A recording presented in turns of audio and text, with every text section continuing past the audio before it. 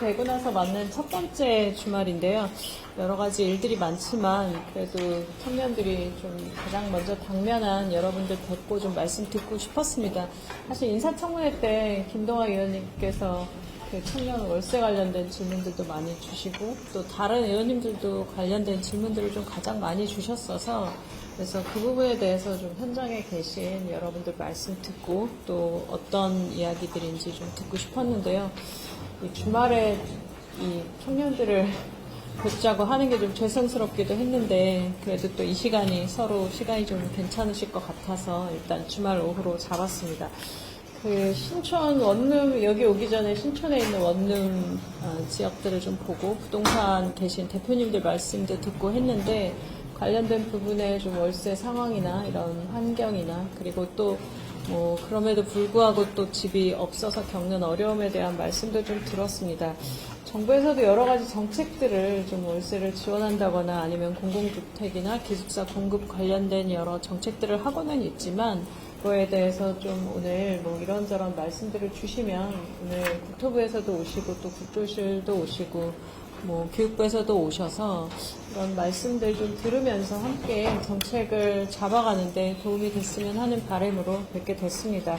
오늘 홍제동 행복기숙사에 지금 거주하고 계신 상황이고 또 위에 올라가서 방도 봤는데요.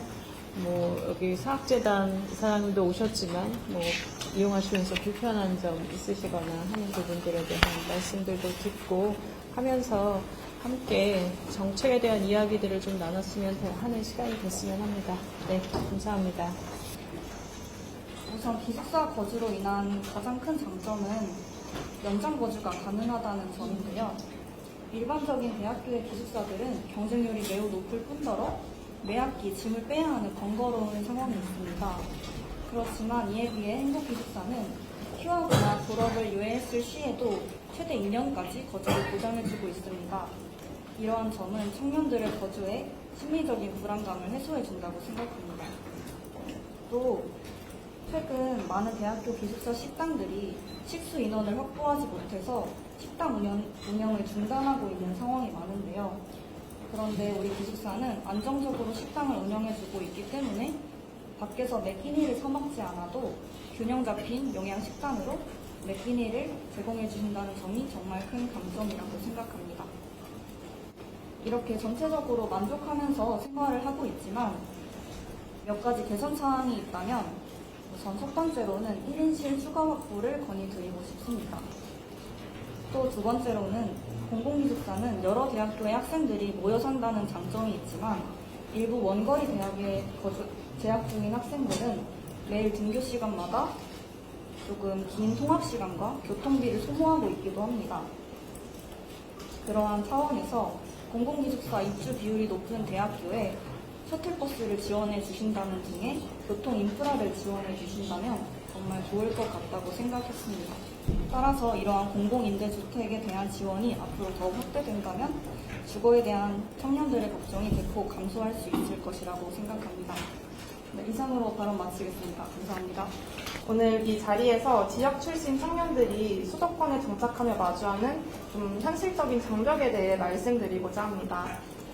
제가 상경했을 때에는 좀 다행히도 도에서 운영해주는 도민학사가 있었던 덕분에 안정적으로 대학 생활을 시작할 수 있었는데요. 주거비 부담이 적은 공공기숙사는 저 같은 지역 청년들에게 정말 거대한 울타리가 되어주었습니다. 하지만 이제 또 졸업을 앞두면서 정착을 준비하다 보니 학사를 나오게 되었고 그러면서 냉혹한 서울의 주거 현실을 좀 온몸으로 마주했어야 했는데요. 저는 일단 서대문구가 좀 여러 방면으로 접근성이 좋아서 이곳에서 자취를 하고 있습니다. 그러나 현재 살고 있는 오피스텔의 경우 보증금이라든지 매달 나가는 월세, 관리비 같은 부분이 사대 초년생인 제가 감당하기에는 결코 가볍지 않은 무게였습니다. 매달 숨만 쉬기만 해도 주거비가 나가기 때문에 미래를 위한 저축이나 또 자기 개발을 위한 투자는 뒷전이 되기 마련이었는데요. 하지만 대출 중심의 지원책은 결국 청년들에게 빚을 지라는 권유로 다가올 때가 많고 또 그나마 있는 공공임대주택도 좀 공급이 턱없이 부족하거나 자격 요건이 까다로워서 들어가기가 하늘의 별 따기인 상황입니다. 주거의 불안정은 단순히 어디서 자느냐의 문제를 넘어서 지역 출신 청년들이 서울이라는 기회의 공간에서 끝까지 버텨내고 자립할 수 있느냐를 결정짓는 생존의 문제라고 생각합니다. 그래서 저는 오늘 총리님께 가장 실질적인 대안으로 상생학사 제도의 전면적인 확대와 또 안정적인 정착 지원을 건의드리겠습니다. 지방자치단체와 민간이 협력하여 운영하는 상생학사는 저처럼 지역에서 올라온 청년들에게 단순한 숙소의 역할을 넘어서 서울에서 안전하게 안착할 수 있도록 돕는 가장 확실한 주거 사다리라고 생각합니다. 또 지역의 인재가 서울에서도 든든하게 뿌리 내릴 수 있도록 정부가 청년들의 가장 실질적인 버팀목이 되어주셨으면 하는 바람입니다. 오시면서 보셨겠지만 여기 주변에는 많은 주택가가 있고 빌라가 있습니다. 근데 여기도 아마 내년이나 내후년 정도에는 여기 이 기숙사 이외에는 다 재개발이 들어갑니다. 주변에는 다 아파트밖에 들어설 수밖에 없는 실정입니다.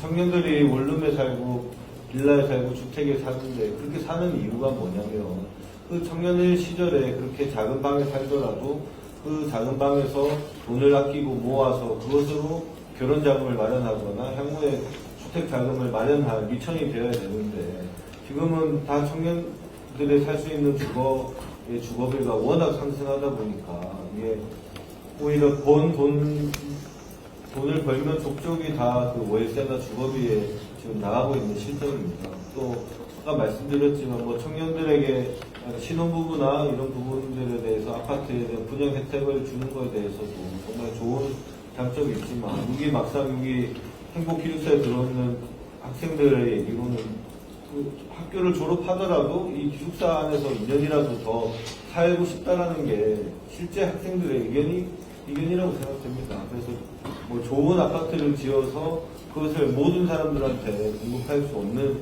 상황이 있다 보니까 그런 부분도 당연히 추진되어야 되지만 또 한편으로는 이렇게 지역에서 올라온 대학생들, 새롭게 취업을 준비하는 청년들을 위한 그런 주거정책도 새롭게 마련될 필요가 있지 않나 싶습니다. 역세권에 뭐 청년주택 짓는다는데 그것은 정말 물량이 턱없이 부족합니다. 지금 청년들이 살고 있는 주거공간, 요 주변에도 사실은 청년들이 많이 살 겁니다. 월세가 저렴하고 또 역가도 사실은 좀 멀리 떨어져 있습니다. 그렇기 때문에 요 주변에도 청년들이 많이 살 테지만 여기가 재개발이 된다고 한다면 그 청년들은 다 다른 곳으로 이전하거나 또 더 비싼 오피스텔에 들어갈 수밖에 없는 이런 상황에 처해 있습니다. 단순히 청년주택을 그러니까 과거 같았으면 아파트가 이렇게 공급되지 않는 시절이었다면 자연스럽게 빌라도 공급되고 자연스럽게 주택에서 청년들을 흡수할 수 있는 이런 물량이 시장에서 나왔을 텐데 지금 웬만한 오래된 주택 지역은 거의 다 재개발 재건축을 추진하고 있는 상황이기 때문에 그렇다면 이 청년들에게 공급되는 1인 주거나 좀 저렴한 주거가 시장에서는 공급될 수 없는 지금 상황에 놓여있다. 그래서 단순히 어려운 청년, 뭐 수도권에서 먼 거주자 청년을 위한 배려하는 측면에서 주택 공급이 아니라 시장에서 지금 청년들을 위한 주택이 제대로 공급되지 못하고 있는 현실을 직시하시고 좀 이런 부분에 대해서 적극적인 공급자적 역할을 좀 우리 정부가 맡을 필요가 있지 않을까 싶습니다. 뭐 국공유지를 활용한 그런 당연히 공급 확대도 필요하겠지만 더 나아가서 좀 민간 영역까지 좀 함께 같이 뭐 토지를 매입하든지를 해서 LH나 공공에서 좀 적극적으로 청년들을 위한 주택 아니면 청년들을 위한 대학생들을 위한 기숙사 이런 부분을 좀 대폭 공급해야지만이 우리 서울에서 대학생과 청년들이 미래를 꿈꾸고 살아갈 수 있지 않을까 이렇게 생각됩니다. 좀 전에 김동아 의원님께서 말씀해 주셨다시피 여기가 재개발 지역인데요. LH가 시행을 합니다. 그렇기 때문에 LH가 시행하는 만큼 공공기업 부분을 청년이나 이런 쪽으로 돌릴 수 있도록 적극적으로 검토해 주시길 바라겠고요. 아주 혁명적인 지원을 해주신다면 청년 특구로서 가는 마중물이 되지 않을까 싶습니다. 저희가 좋은 제안들을 만들어서 우리 김동아 의원님 통해서 정부에 전달하면 적극적으로 검토해 주시길 부탁드리겠습니다. 이상입니다.